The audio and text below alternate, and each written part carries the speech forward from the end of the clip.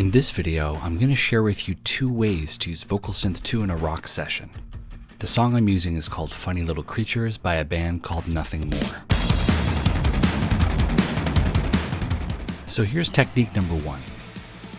The song opens with a lead vocal which I thought could use a bit more growl and tension, so I came up with an effects chain that I think really suits the vocal. I'm going to play what I came up with, and then I'll show you how I got there. So here's before. It's funny how I can give the best advice, but I can't follow. So I tell myself. And here's after. It's funny how I can give the best advice, but I can't follow. So I tell myself. It's funny how I can push the pills back, but I can't swallow. So I tell myself.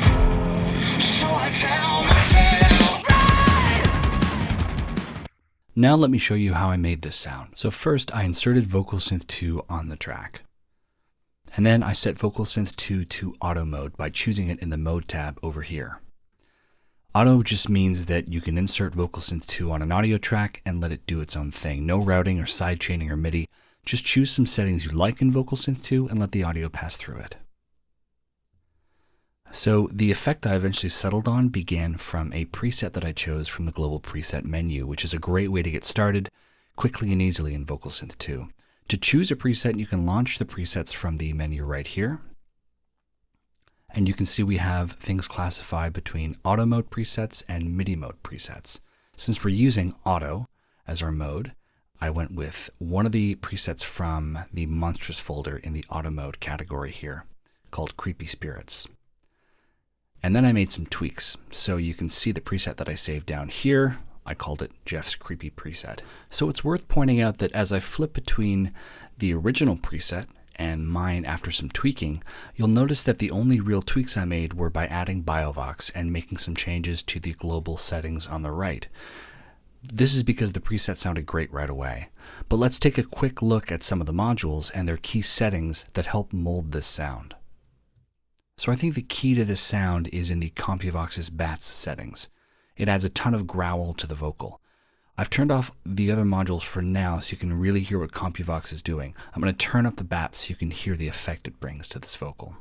So I tell myself, it's funny how I can push the pills back, but I can't swallow. So I tell myself. Now, listen as I bring in BioVox, a tool which models the human vocal tract. It gives this overall effect chain depth and power that it didn't have before. So I tell myself, it's funny how I can push the pills back, but I can't swallow. So I tell myself. Next up is TalkBox, which is adding a lot of clarity and articulation to this vocal, especially in the upper mids and sort of treble area. I'll bring it in and out too, so you can hear what I mean. So I tell myself, it's funny how I can push the pills back, but I can't swallow. So I tell myself. And finally, Polyvox is adding a lot of presence to the vocal, making it almost pop out of the speakers, thanks in large part to the humanized parameter right here. When you increase this to higher values, it starts to introduce more extreme variations in pitch to the vocal, almost to the point of detuning. It's a really powerful auditory sensation. So I'll bring this up. So I tell myself, it's funny how I can push the pills back, but I can't swallow. So I tell myself. So by mixing all of these classic and modern vocal effects together, we can come up with something totally original that really serves the rock session. I should mention that if I wanted a custom blend of all these effects, I could toggle their intensities by moving these sliders up and down from the animation itself. You'll see as I pull the little fader here on CompuVox, the fader on the CompuVox module rises and falls. Same thing with TalkBox or Polyvox. Now I happen to like everything kind of maxed out, so I'm going to leave it there. But also you can pan these modules anywhere you like in the stereo field using the module-specific panning options from the Advanced Options menu. So Let's say that I wanted to pan CompuVox a little bit to the right. I could go into this advanced menu by clicking on this button and pan it a little bit to the right. Let's say I wanted Polyvox to be a bit on the left. I could pan it a little bit to the left, and BioVox to maybe be extreme right. And maybe we'll leave TalkBox right up the center. And while I'm in the advanced menu, I should also call out the fact that we can adjust the filter output at a module level too. So we can perform a high pass, let's say, on TalkBox if we wanted just the highs to be involved in that sound. And maybe we can give all the lows to BioVox. And now let's have a quick listen to what that sounds like with our panning and our filter output custom settings.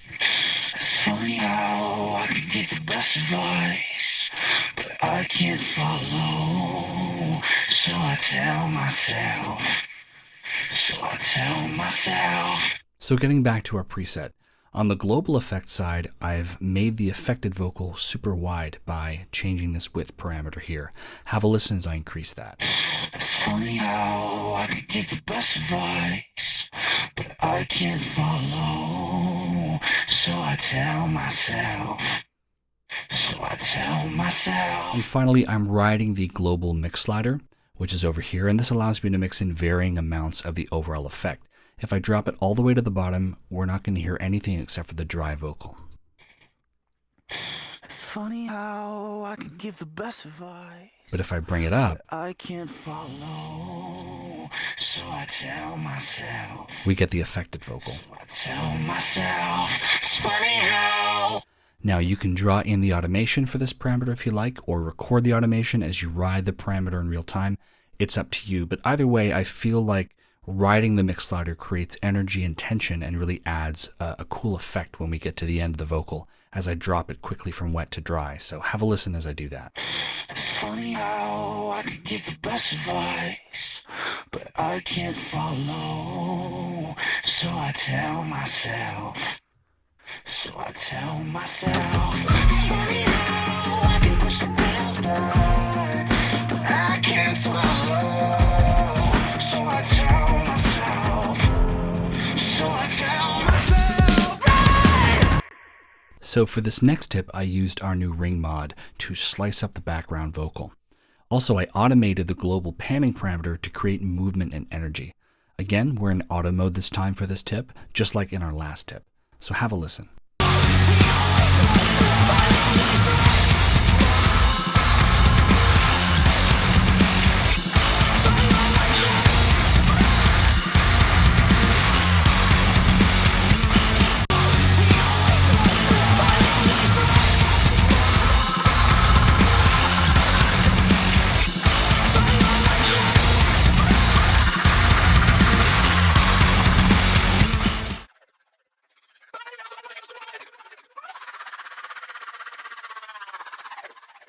Now for this technique, I didn't start with a preset. I just turned on one module here, Polyvox, and this is to push the vocal forward. And I turned the humanize parameter all the way to max, which really helped the vocal pop. Now from here, I used the new ring mod effect, which by the way, you can drag and drop and rearrange like all the effects in VocalSynth 2. And I've enabled the host tempo sync function right here, which means that this effect will latch on to the BPM of the track. In our case, it's a speedy 160 beats per minute. So from here, I chose the timing of the frequency modulation on this parameter here to be 16th note triplets. That's what the T stands for. It just gives a nice perforated sound to the background vocals, but you can move throughout all kinds of different tempo options, all the way to 64th notes. I'll bring it back to our triplets here. So moving on to the global effects side of VocalSynth 2, I moved the width parameter almost to the max here to make this effect super wide. And speaking of wide, I've automated the panning, the global panning, to make this effect very dramatic. So writing automation is different in different DAWs, but in Pro Tools, you'd want to go to your automate button here and bring in global panning. It's written as output pan right there. To bring any automatable effect, all you would do is go find it over here, for example, gate threshold, and just click add. And then it's added into this side. So now you can affect it with automation. I'm just going to take that out, press OK, and I'll show you the automation that I drew.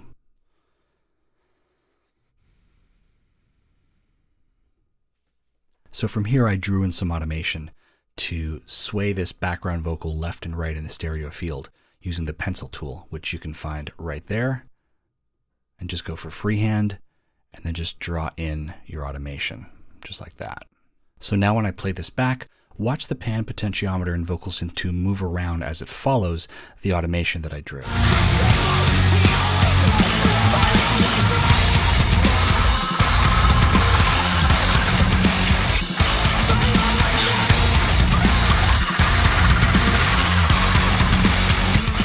Thanks so much for watching this video. Please check out our other videos on VocalSynth 2 to learn more about how to use it in other genres like pop and hip hop.